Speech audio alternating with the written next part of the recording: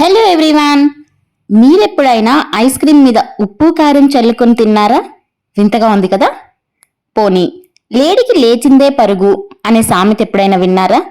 ఇది వినే ఉంటారులే. ఈ వీడియోలో దివిజమ్మ చేసే పని చూసి నన్ను మాత్రం తిట్టుకోకండి.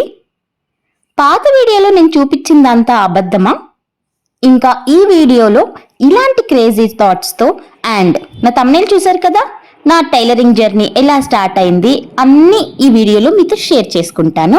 ఈ వీడియోని చివరి వరకు చూసి లైక్ చేయండి. అండ్ హలో ఎవ్రీవన్, నేను లావణ్య కృష్ణ. వెల్కమ్ టు 64 కలలు. ఈరోజు ఈ వీడియో అయితే 2 days vlog, Saturday and Sunday.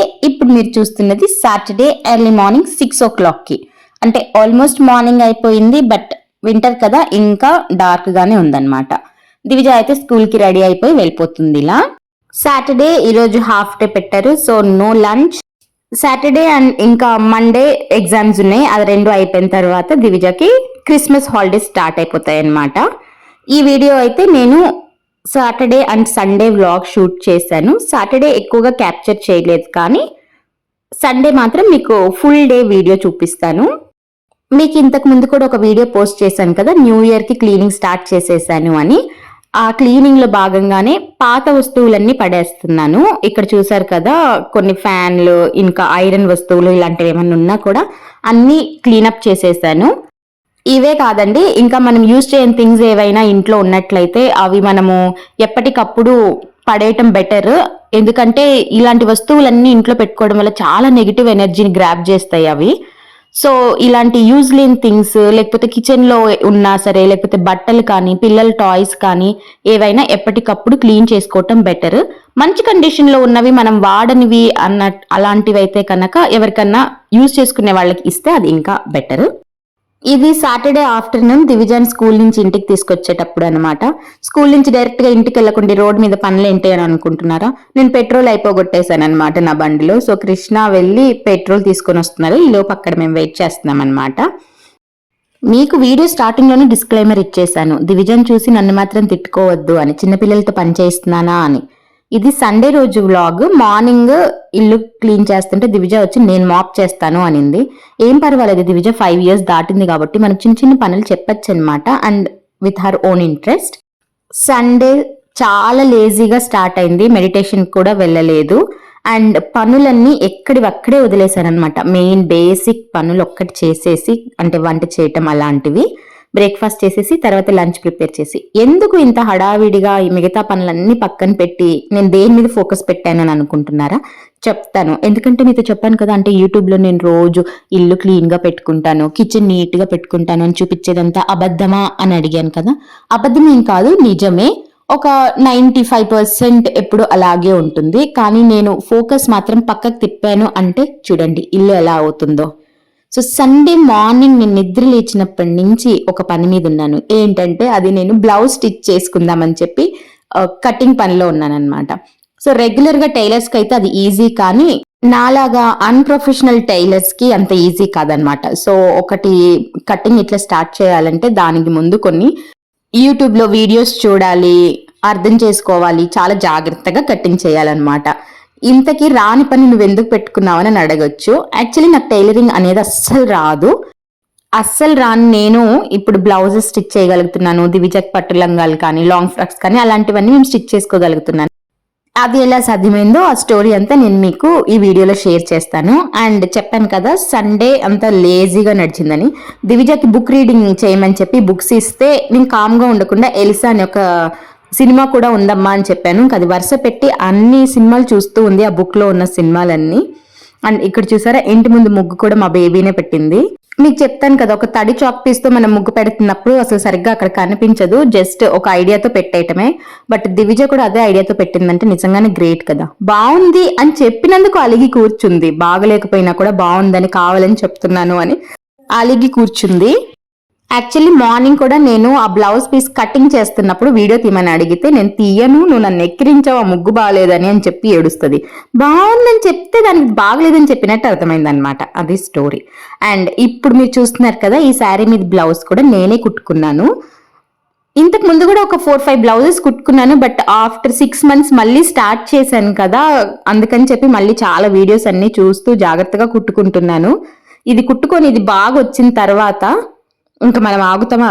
చెప్పాను కదా, లేడీకి లేచిందే పరుగు అనే సామెత, అది నాకే వర్తిస్తుంది. ఇంకా స్టార్ట్ చేశాను కదా అని చెప్పి ఉన్న బ్లౌజ్ పీస్లన్నీ చించేసి ఇప్పుడు ఆన్ ద స్పాట్ కుట్టేయాలన్న ఆతృతతో ఇల్లు ఎక్కడదక్కడ అట్లా వదిలేసి బేసిక్ థింగ్స్ అన్ని చేసి వంట చేసి వాళ్ళకి ఇచ్చి ఇంకా నేను బ్లౌజ్ స్టిచ్చింగ్ లో పడ్డానమాట. అమ్మ పెళ్లికి ముందు తీసుకున్న శారీస్కి, పెళ్ళప్పుడు కొత్తలో తీసుకున్న శారీస్, ఆ బ్లౌజెస్ అన్నీ పాడైపోయాయి. సో వాటన్నిటికీ మ్యాచింగ్ చేస్తూ మళ్ళీ కొత్తగా కొన్ని స్టిచ్చింగ్ చేసుకుంటూ ఉన్నాను. మార్నింగ్ అంతా కటింగ్ చేసేసి ఆఫ్టర్నూన్ లంచ్ తర్వాత ఇంకా స్టిచ్చింగ్ స్టార్ట్ చేశాను అనమాట.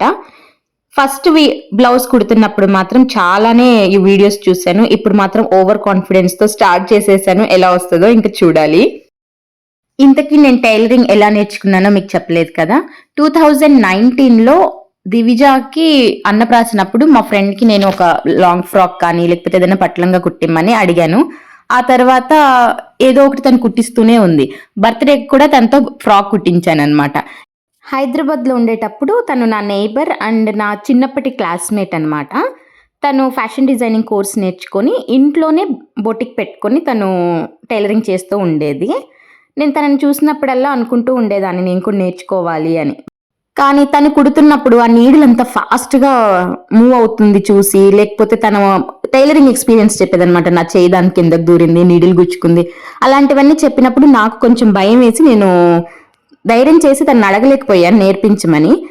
తర్వాత దివిజాది ఫస్ట్ బర్త్డేకి ఫ్రాక్ కుట్టించానని చెప్పాను కదా, ఆ రోజు తను నెక్స్ట్ డే అనిందనమాట, నువ్వు ప్రతిసారి దివిజా కోసం డ్రెస్ కుట్టించమని నా దగ్గరికి కానీ ఇంకో టైలర్ దగ్గరికి ఫ్యూచర్లో ఇంకెక్కడ వెళ్ళకుండా నేను నీకు టైలరింగ్ నేర్పిస్తాను, ఇది గిఫ్ట్ అని చెప్పారనమాట.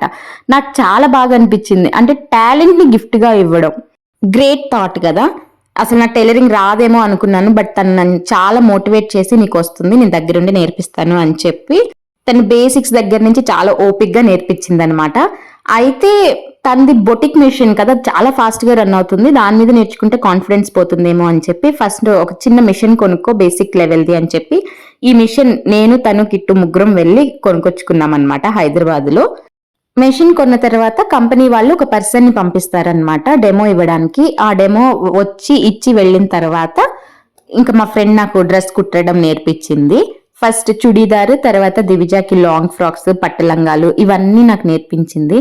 బట్ మెయిన్ థింగ్ ఏంటంటే మనం బయటికి వెళ్ళి నేర్చుకుంటే ఇంత శ్రద్ధగా నేర్పించరేమో అండ్ నాకు కూడా అంత కాన్ఫిడెన్స్ వచ్చేది కాదేమో.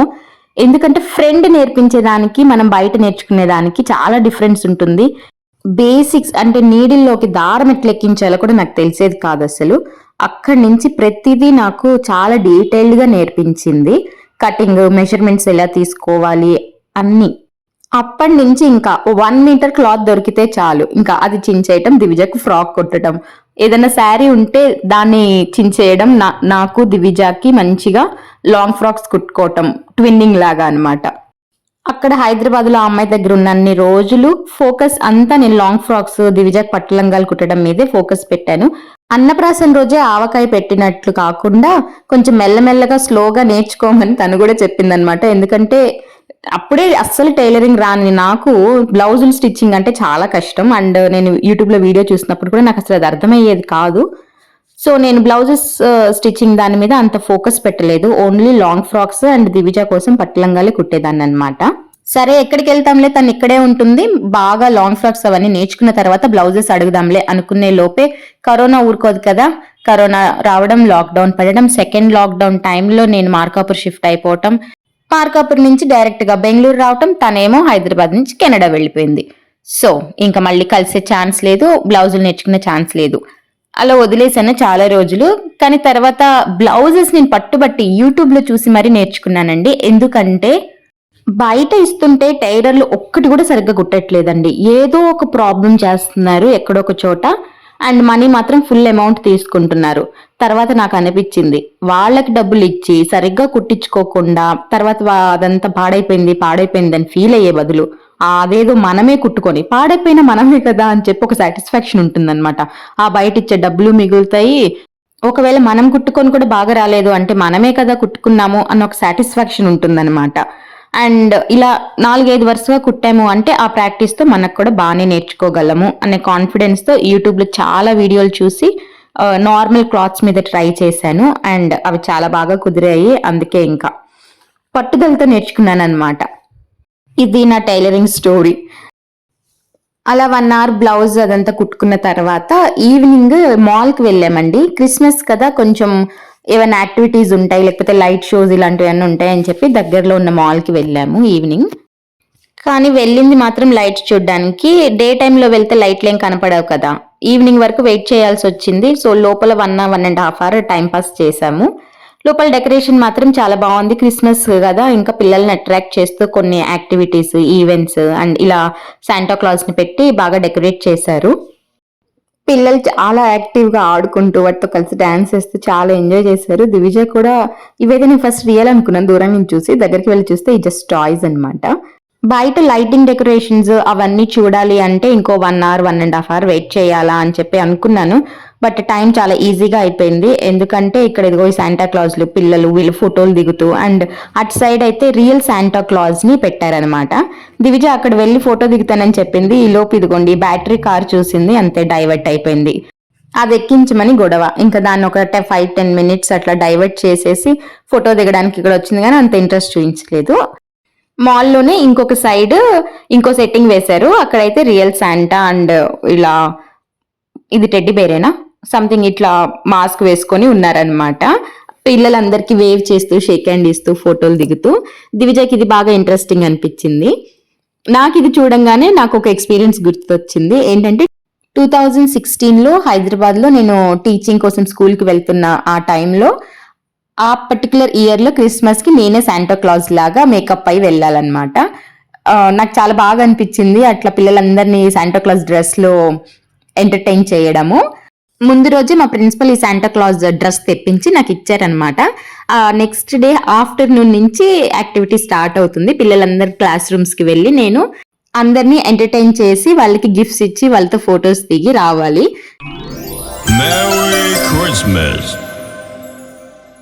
అన్ని క్లాసెస్కి వెళ్ళాను. అక్కడి నుంచి యూకేజీ క్లాస్కి వెళ్ళాను అనమాట. యూకేజీ క్లాస్కి వెళ్ళంగానే everybody were like oh real Santa వచ్చింది, రియల్ శాంటా వచ్చింది అని అనుకున్నారు. కానీ ఒక్కడున్నాడు అనమాట. ఒక్కడు నన్ను గుర్తుపట్టేసి నాకు గాలి తీసేశాడు. వాడే భవేష్ గాడు. అప్పుడు భవేష్ యూకేజీలో ఉన్నాడు. నేనేం చేశానంటే శాంటా డ్రెస్ మొత్తం వేసుకున్నాను కానీ సాక్స్ వేసుకోవడం మర్చిపోయాను. వాడు నా కాళ్ళు చూసి ఇది మా అమ్మరా అని చెప్పేశాడు అందరికి. ఇంకంతే. మిగతా వాళ్ళందరూ కూడా లావణ్య మ్యామా భవేష్ వాళ్ళ మదరా అని చెప్పి గట్టిగా అరిచేస్తున్నారు అనమాట. ఇంకా భావేష్ గారు నా గాలి అలా తీశాడు. మొత్తానికి ఆ ఇయర్ అయితే నాకు చాలా బాగా అనిపించింది. ఇక్కడ ఈ శాంటా క్లాజ్ ని చూడంగానే ఆ ఇయర్ లో నేను శాంటా క్లాజ్ గా రెడీ అయిన ఆ ఎక్స్పీరియన్స్ నాకు గుర్తొచ్చింది. ఇక్కడ మాత్రం శాంటా క్లాజ్ మంచిగా కూర్చొనే ఉన్నారు. కష్టమంతా పాపం ఇతందే. అదంతా తల మీద అంతా మాస్క్ హెవీగా అది మొయ్యలేక వచ్చిన వాళ్ళందరికీ ఫోటోలు దిగుతూ చాలా ఎంటర్టైన్ చేశారనమాట. తను ఎంత కష్టపడి ఉంటారో. తర్వాత అక్కడ ఒక బుక్ స్టాల్ ఉంది. అక్కడ వెళ్ళి ఆల్మోస్ట్ ½ అవర్ అక్కడే టైంపాస్ చేశాము. అన్ని రకాల బుక్స్ చూస్తూ మనకి ఏదైనా పనికొచ్చే ఉన్నాయా అని చెప్పి చూసుకొని ఇక్కడ ఎంత కాస్ట్ ఉన్నాయో ఆన్లైన్లో ఎంత కాస్ట్ ఉన్నాయో చెక్ చేసుకొని మరి ఇంటికి వచ్చి ఒక బుక్ ఆర్డర్ పెట్టాను. అది Chetan Bhagat 11 rules for good life అని ఏదో ఉంది. అది ఇంకా రావాలి. డెలివరీ వచ్చిన తర్వాత మీకు చూపిస్తాను ఆ బుక్.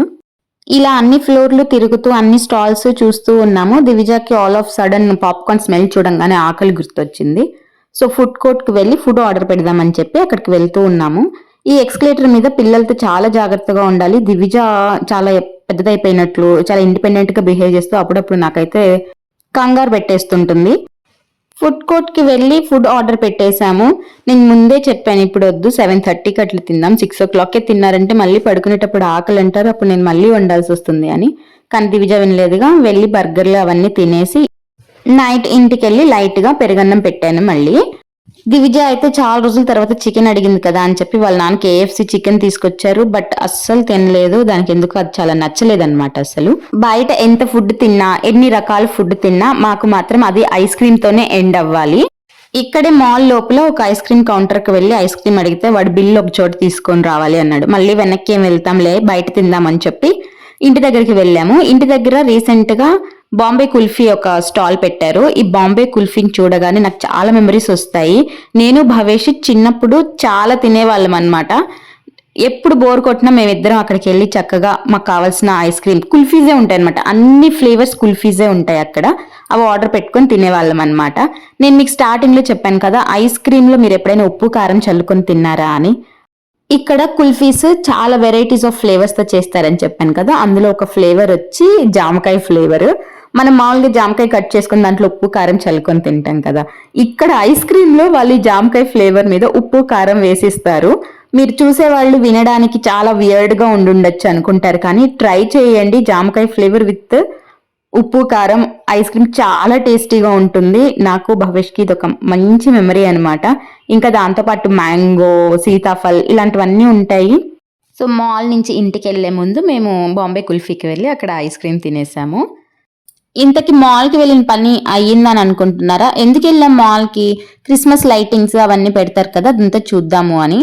ఏమైంది, కిందకెళ్ళి పార్కింగ్ నుంచి బైక్ తీసుకుని బయటకు వచ్చేసరికి ఎగ్జిట్ గేట్ ఇంకో సైడ్ ఉంది, ఈ లైట్లు ఇంకో సైడ్ ఉన్నాయి. ఏం వెళ్తాంలే అని చెప్పి ఇంకా అలా ఇంటికి వెళ్ళిపోయామన్నమాట. ఇంకో విషయం, మీకు బ్లౌజ్ స్టిచ్ చేశానని చెప్పాను కదా, ఆ వీడియో మీకు చూపించలేదు పూర్తిగా. బ్లౌజ్ ఎలా వచ్చిందో ఇంకో వీడియోలో చూపిస్తాను. అంతేనండి ఈ వీడియో చాలా ఎక్స్పీరియన్సెస్ షేర్ చేసుకున్నాను కదా మీతో. నాకు చాలా బాగా అనిపించింది. నాకైతే ఈ వీడియో చాలా బాగా నచ్చింది. మీకు ఎలా అనిపించిందో కామెంట్ చేయండి. అండ్ ఇదిగోండి ఐస్ క్రీమ్ లో ఉప్పు కారం, ఆ టేస్ట్ చాలా బాగుంటుంది. అండ్ ఈ వీడియో నచ్చిన వాళ్ళు తప్పకుండా లైక్ చేసి షేర్ చేయండి. అండ్ మీకేం నచ్చిందో కమెంట్ చేయండి. అలాగే మన ఛానల్ని ఎవరైనా ఫస్ట్ టైం చూస్తున్నట్లయితే ప్లీజ్ సబ్స్క్రైబ్ చేసుకొని నన్ను ఎంకరేజ్ చేయండి. Thank you for watching.